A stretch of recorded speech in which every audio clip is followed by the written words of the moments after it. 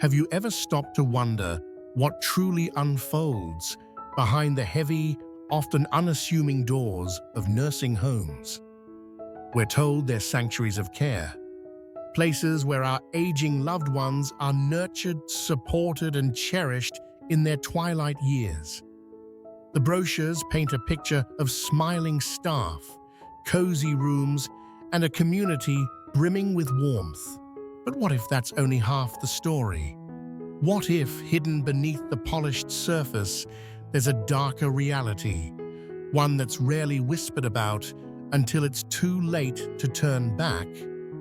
For every facility that delivers on its promises, there are others shrouded in shadows, plagued by issues that threaten the health, safety, and dignity of the very people they're meant to protect. And the most chilling part? Families often don't uncover these truths until their loved ones have already paid the price.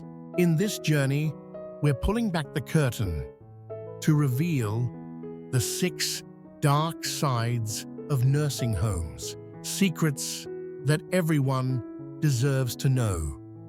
From the quiet desperation of chronic understaffing to the heartbreak of mistreatment and the silent theft of financial exploitation, these are the cracks in the system that can transform a supposed haven into a place of suffering.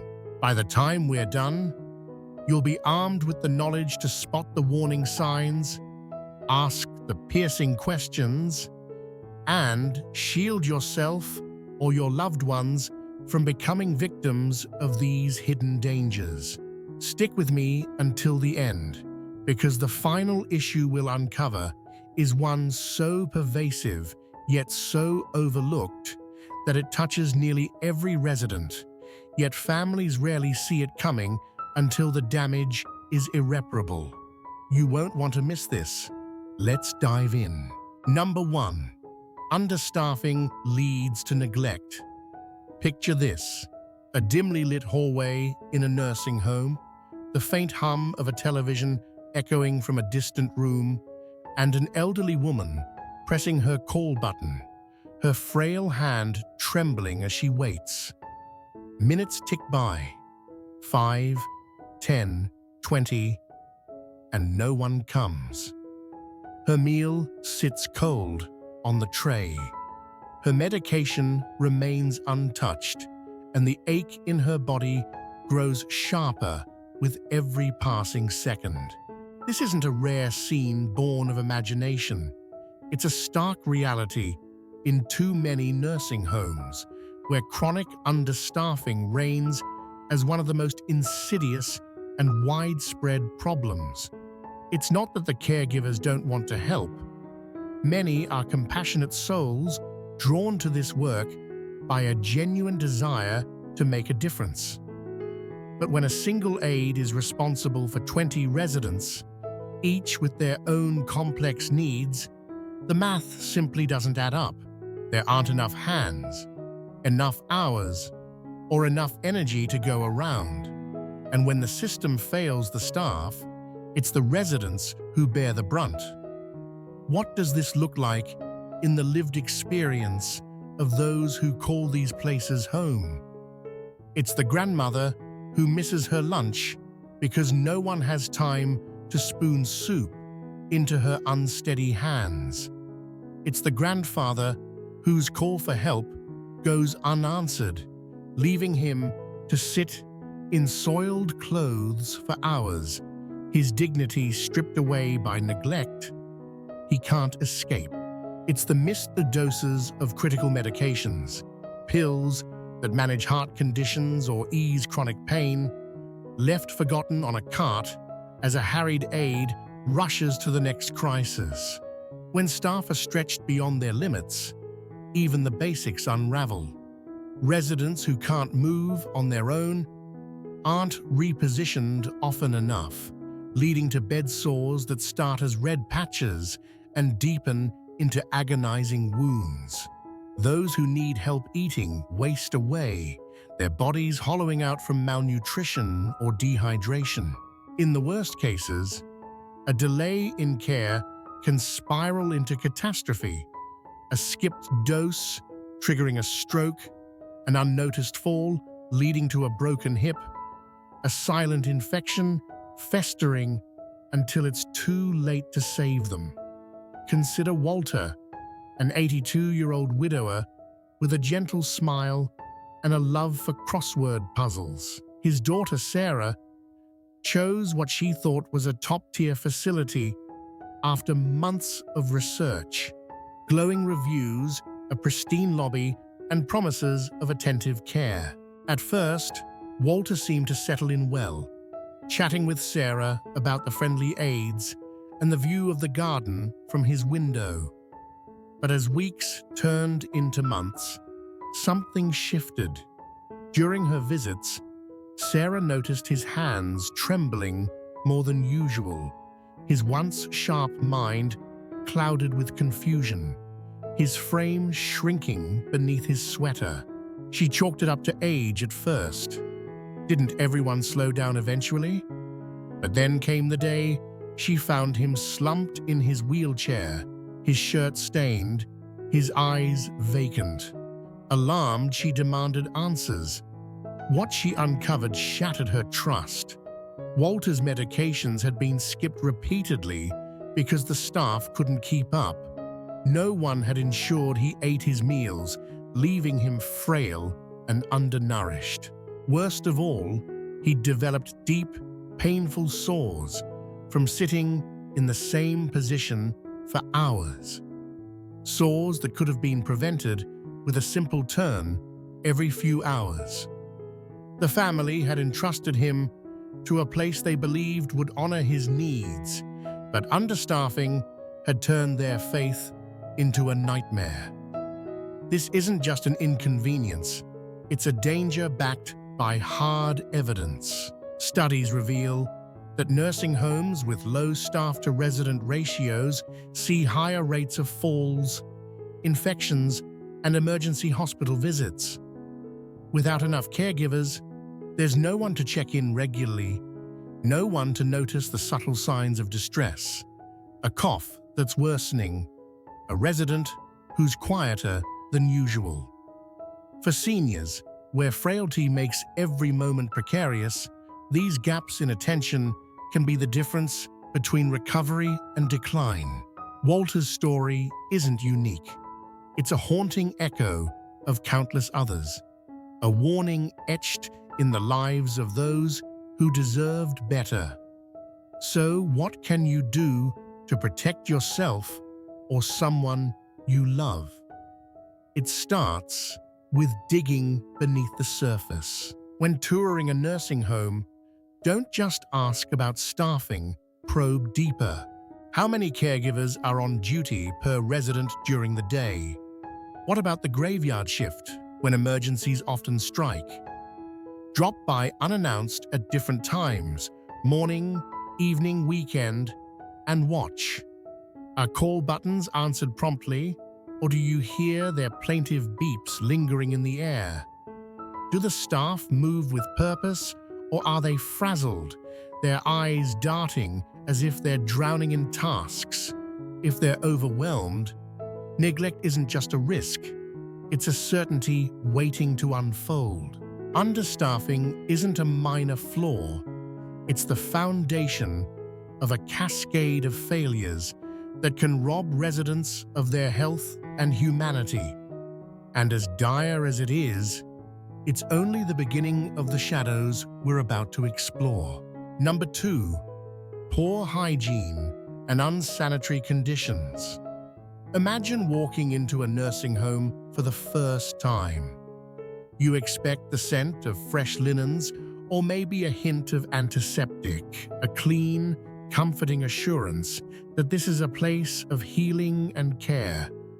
Instead, your nose wrinkles at a faint whiff of urine lingering in the air, a stale odor that clings to the walls like a secret no one wants to admit.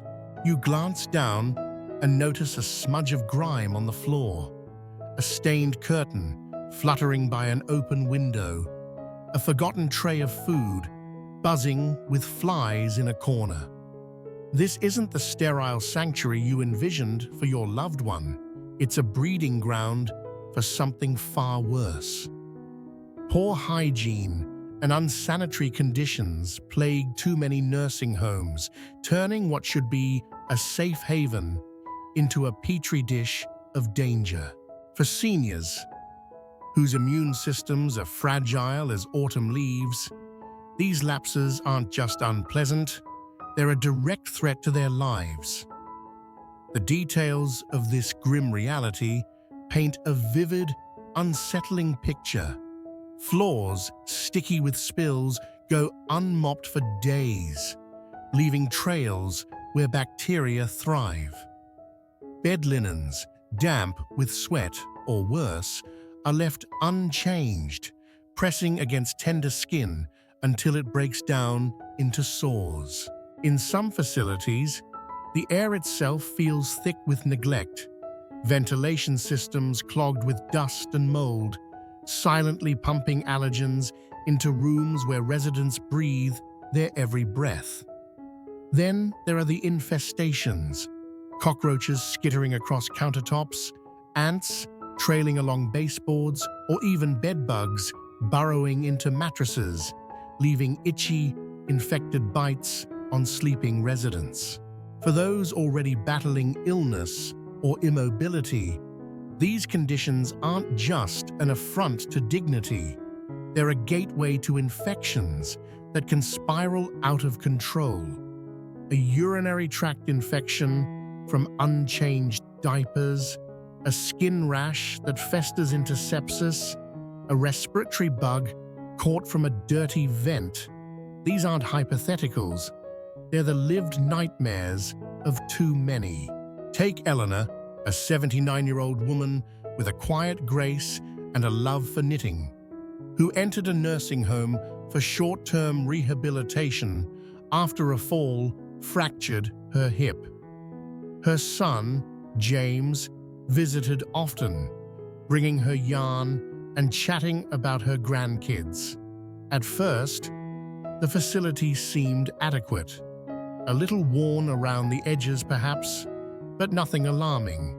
Yet each time he stepped off the elevator, a sour smell hit him, faint but persistent, like something rotting beneath the surface. The staff brushed it off as just the way old buildings are, and James, trusting their assurances, let it go. Weeks passed, and Eleanor began coughing, a dry, hacking sound that grew worse by the day. Then came the fever, the shortness of breath, the trip to the hospital. The diagnosis, a severe respiratory infection, traced back to a ventilation system so choked with filth it hadn't been cleaned in years. By the time the truth emerged, Eleanor wasn't the only one suffering. Several residents had fallen ill, their weakened bodies no match for the unseen enemy lurking in the air. What James thought was a temporary refuge had exposed his mother to a peril no one had warned him about. The stakes here are brutally high. In unsanitary environments, infections spread like wildfire. Pneumonia from a caregiver's unwashed hands, gastrointestinal outbreaks from contaminated surfaces, skin conditions from neglected hygiene. For seniors whose bodies struggle to fight back, these illnesses can lead to hospitalizations or, in the worst cases, preventable deaths. And the signs aren't always glaring during a polished tour. A lobby might gleam, but what about the bathrooms? Are they scrubbed daily? Or do you spot mildew creeping along the tiles? Do residents look groomed, hairbrushed, nails trimmed, clothes fresh? Or do they carry the faint dishevelment of neglect? A facility serious about hygiene has rigorous cleaning protocols and enough staff to enforce them, not just a mop pushed around when visitors are expected. So how do you safeguard someone you love? Pay attention to the small things. Sniff the air. Does it feel clean, or does something linger?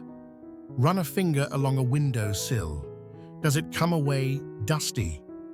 Ask about pest control, laundry schedules, equipment sterilization.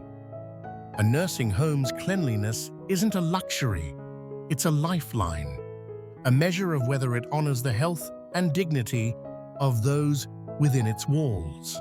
But as troubling as dirty floors and unwashed sheets can be, they're only a prelude to a deeper darkness, one that festers not in the environment, but in the hearts of those meant to care. Number 3, emotional and physical abuse. Now, let's step into a shadow that's harder to face, one that chills the soul and tightens the chest. The reality of emotional and physical abuse in nursing homes. It's a betrayal so profound, it's almost unthinkable. Caregivers, entrusted with the fragile lives of our elders, turning into sources of fear and pain. Yet this isn't a rare anomaly. It's a documented horror that surfaces year after year, hidden behind closed doors and silenced by the vulnerability of its victims. For families, it's the nightmare they pray never touches their loved ones. But for too many residents, it's a daily truth. Subtle at times, brutal at others, and always devastating. Emotional abuse creeps in like a quiet poison. It's the aide who snaps at a resident for asking for water one too many times, their voice sharp with impatience. Can't you wait? It's the staff member who ignores a plea for help, leaving a senior to feel invisible, a burden unworthy of attention. Imagine being 85, reliant on others for every need, eating, bathing, moving, and hearing a caregiver mutter, "You're too much trouble," as they yank you upright. Over weeks, months, those words sink in, eroding self-worth until depression takes root. Residents stop eating, stop speaking, stop smiling, not because they're sick, but because they've been convinced they don't matter. For some, the isolation becomes so unbearable, they simply fade away, their will to live snuffed out by cruelty masquerading as care. Then there's the physical side, harsher, more visible, yet just as hidden from prying eyes. It's the caregiver, overwhelmed and fraying at the edges, who grips an arm too tightly, leaving a ring of bruises on papery skin. It's the resident, shoved roughly into a wheelchair or left in bed for hours as punishment for misbehaving. In some cases, it's resident-on-resident violence, arguments over a TV remote escalating into shoves or slaps, unchecked because supervision is stretched too thin. These aren't isolated incidents. They're symptoms of a system where stress festers and compassion buckles under pressure. And for seniors with dementia or speech impairments, who can't cry out or recount their torment, the abuse festers in silence, a wound no one sees until it's too late. Meet Harold, an 81-year-old man with a gravelly laugh and a knack for storytelling, who moved into a nursing home when arthritis stole his mobility. His daughter, Lisa, visited weekly, delighting in his tales of fishing trips and wartime adventures. But over time, she notices changes, bruises blooming on his forearms, a new wariness in his eyes. When she asked, the staff shrugged. He must have bumped himself. Harold, once so spirited, grew quiet, flinching at sudden movements. It wasn't until Lisa arrived unannounced one afternoon and overheard an aide barking at him "Stop whining, you're wasting my time," that the pieces fell into place. Harold wasn't clumsy. He was being handled with a roughness that bordered on cruelty. His protests dismissed by those who saw him as a task, not a person. The family who trusted the facility to cradle him in his final years found him living in quiet terror instead. How do you shield someone from this? Vigilance is your armor. Watch for shifts. Does your loved one seem withdrawn, fearful, reluctant to speak about their day? Check their body. Unexplained bruises, bed sores, sudden weight loss aren't accidents to dismiss lightly. Visit at odd hours when staff least expect it. Abuse thrives in the absence of witnesses. Ask pointed questions. Who's been with you today? How did they treat you? Most of all, show up. Your presence signals that someone's watching, that your loved one isn't alone. No one should tremble in a place meant to be their refuge. Yet this darkness persists, a stark reminder that care can curdle into something sinister. Number 4, hidden fees and financial exploitation. Now let's turn the lens to a betrayal that doesn't bruise the body or scar the spirit, but strikes at something just as vital: security. When families choose a nursing home, they brace for the cost. Care isn't cheap, after all. They sign contracts, crunch numbers, and breathe a sigh of relief when the budget aligns with the promises on paper. But what happens when the ink dries and the bills start rolling in, each one heavier than the last?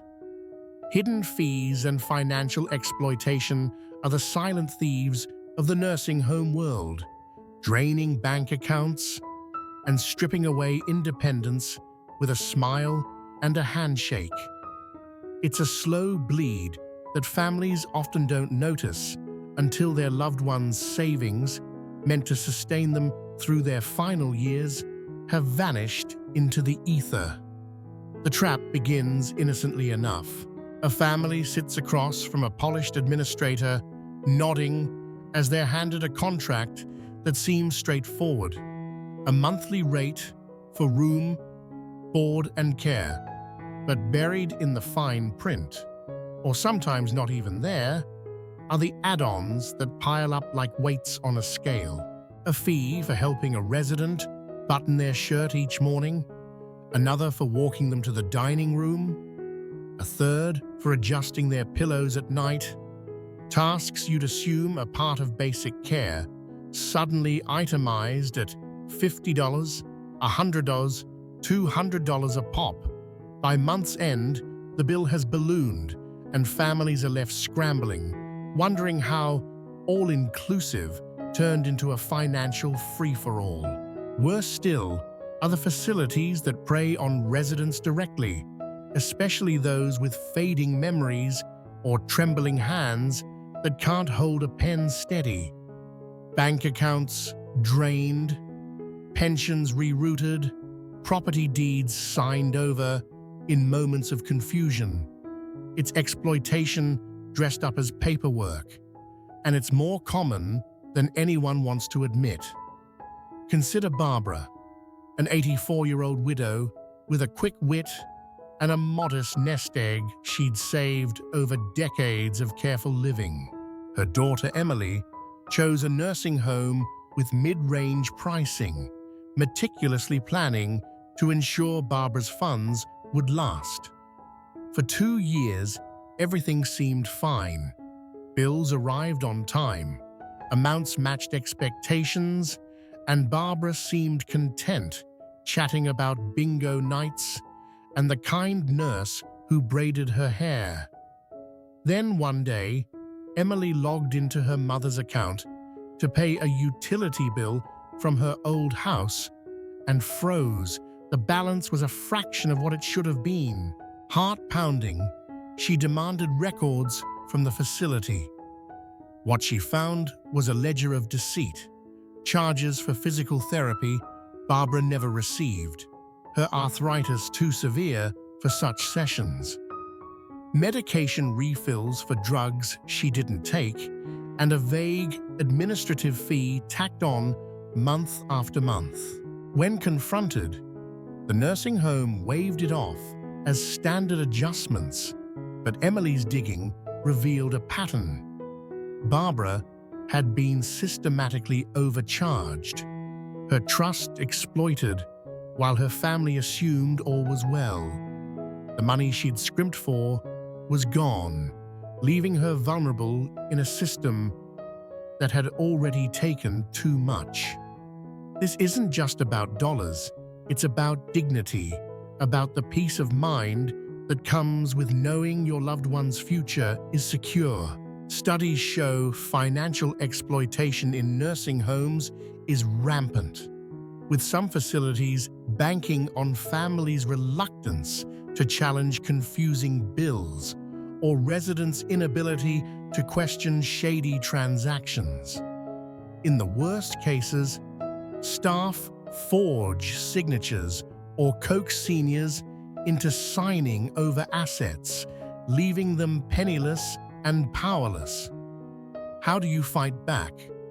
Demand transparency, request itemized breakdowns of every charge, and cross-check them against services rendered.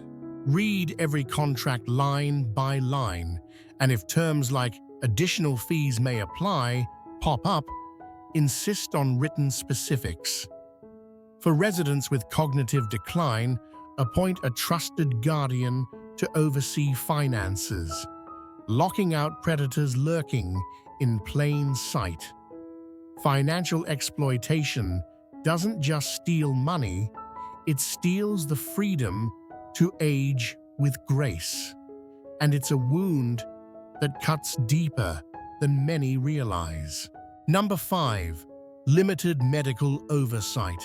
Now let's step into a realm where the stakes climb even higher, where the difference between vigilance and neglect can mean life or death. Nursing homes market themselves as bastions of medical care, places where doctors hover nearby, nurses monitor every heartbeat, and health is the top priority. The reality, though, can be a stark betrayal of that promise. Limited medical oversight is a gaping hole in too many facilities, leaving residents stranded when illness strikes or pain mounts. It's not just about missed checkups. It's about minor ailments ballooning into emergencies, about medications wielded like blunt tools rather than precise remedies, about seniors suffering in silence because no one's there to hear their cries. For families, it's a gut punch to learn the care they banked on was a mirage. What does this look like on the ground? In some homes, a doctor might breeze through once a week, if that, leaving aides with minimal training to spot symptoms or make judgment calls.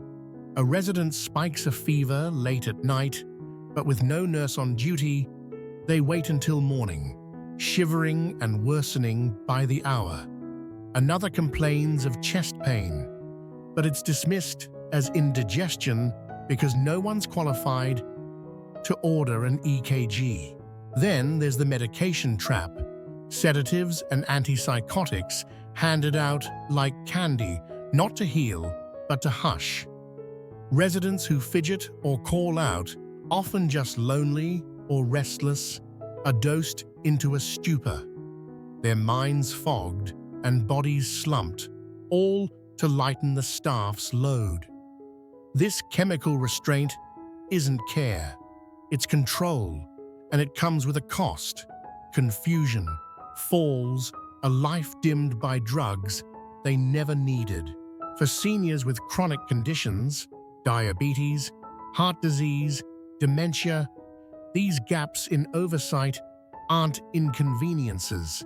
They're ticking clocks counting down to crisis. Take Gerald, a 77-year-old retired teacher with a sharp mind and a passion for history, who entered a nursing home after a stroke left him unsteady. His son, Mark, was reassured by the facility's talk of comprehensive medical supervision. Gerald loved recounting Civil War battles, his eyes lighting up as he spoke, until he didn't. Within months, Mark noticed his father's voice slurring, his thoughts muddled, his once lively spirit dulled. Worried, he dug into Gerald's medical chart and found a shock. Heavy sedatives prescribed not for a diagnosed condition, but to manage restlessness. When Mark pressed the staff, they admitted it was easier than addressing Gerald's boredom or adjusting his care plan. No doctor had reviewed the doses. No nurse had flagged the change. Gerald wasn't sick. He'd been silenced, his vitality traded for convenience. By the time Mark intervened, his father's spark had faded, a casualty of a system that promised protection but delivered neglect. The data backs this up. Facilities with sparse medical staff see higher rates of untreated infections, medication errors, and preventable hospitalizations. A diabetic's blood sugar spikes unnoticed. A heart patient's shortness of breath goes unchecked. Small oversights that snowball into emergencies. How do you protect against this? Ask hard questions. Is a doctor on site daily, or just a ghost who signs charts?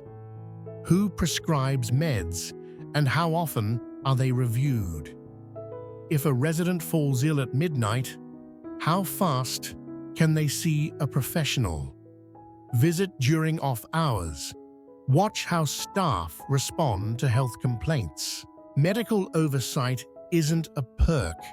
It's the backbone of care, and without it, residents are left dangling on a thread of chance. But as dire as this is, the next shadow we'll uncover is quieter, subtler, and just as devastating. Number 6. Residents suffer from loneliness and depression. Let's close our eyes for a moment and imagine a nursing home as it's meant to be, a bustling community where laughter spills from shared meals, where old friends swap stories over coffee, where every resident feels tethered to a web of connection. Now open them to the reality that too often greets our seniors. A stark, quiet room, a lone figure staring out a window at a world that feels miles away, the hum of a TV their only companion. Loneliness and depression aren't just side effects of aging. They're silent epidemics in nursing homes, eroding the spirit of those who deserve so much more. It's the issue no one talks about until the light in a loved one's eyes has already dimmed, a hidden wound that festers beneath the surface of daily routines. For many residents, what begins as a move to a place of care ends in a solitude so deep it steals their will to keep going. This isn't about physical neglect. It's about the human need for belonging, stripped away by a system too strained to nurture it. Picture an elderly man sitting by his bed, his hands idle, the clock ticking through hours unbroken by a friendly voice. Staff rush past, focused on meds and meals. No time for a chat that might lift his spirits. The activities room down the hall sits half empty, its bingo games and sing-alongs uninspired repeats that fail to spark joy. Other residents, lost in their own worlds or too frail to reach out, offer little solace. Over days, weeks, months, the isolation seeps in. Meals eaten alone, birthdays unmarked, stories untold. Studies paint a grim picture. Loneliness in seniors fuels dementia, weakens immunity, shortens lives. Yet in too many facilities, it's treated as inevitable, not a crisis to confront. Depression follows, a heavy cloak that smothers appetite, sleep, hope, turning vibrant souls into shadows of themselves. Meet Helen, an 80-year-old woman with a warm laugh and a knack for gardening, who entered a nursing home after her husband's death left her alone. Her daughter Claire hoped the move would bring new friendships, a chance to bloom again. At first, Helen tried, joining a craft session, smiling at the aide who brought her tea. But as weeks stretched into months, Claire noticed a shift. Helen's calls grew shorter, her voice flatter. Visits revealed a woman retreating, her once tidy room cluttered, her meals barely touched, her eyes fixed on the floor. "It's fine," she'd murmur when asked, but Claire saw the truth. Staff were too busy to linger, residents too withdrawn to connect, and the social events were rote affairs. A movie no one watched, a game no one played. Helen wasn't ill, not in body. She was starving for companionship, her spirit wilting in a place that fed her stomach but not her soul. By the time Claire realized how deep the loneliness ran, Helen had stopped trying. Her vibrant petals faded to gray. This is the overlooked tragedy. Nursing homes fixate on survival, not living. Food arrives, pills are swallowed, but the heart goes hungry. Families don't always see it. A resident's silence is mistaken for contentment, their withdrawal for tiredness. Yet the fix isn't impossible. Ask about engagement. Does the facility offer outings, hobby groups, one-on-one time? Are staff trained to spot isolation, to sit and listen? For your loved one, bridge the gap. Arrange calls, visits, a companion to share an afternoon. Helen's story shows it. Loneliness isn't a footnote. It's a force that can unravel a life. Nursing homes should be havens of connection, not warehouses of despair, and it's on us to demand they rise to that promise. Final thoughts. So here we stand, having peeled back the layers of a world too often cloaked in comforting myths. We've walked through 6 dark corridors of nursing homes, chronic understaffing that leaves residents adrift, unsanitary conditions that breed peril, abuse that shatters trust, hidden fees that plunder security, medical neglect that courts disaster, and loneliness that hollows out the soul. These aren't rare missteps. They're systemic flaws that turn places of care into battlegrounds for survival. For every Walter, Eleanor, Harold, Barbara, Gerald, and Helen, there are countless others, seniors who deserve dignity, respect, and love, yet find themselves caught in a web of indifference or worse. The truth stings, but it's a truth we can't ignore. While some facilities shine as beacons of compassion, too many harbor shadows that demand our attention. This isn't a call to despair.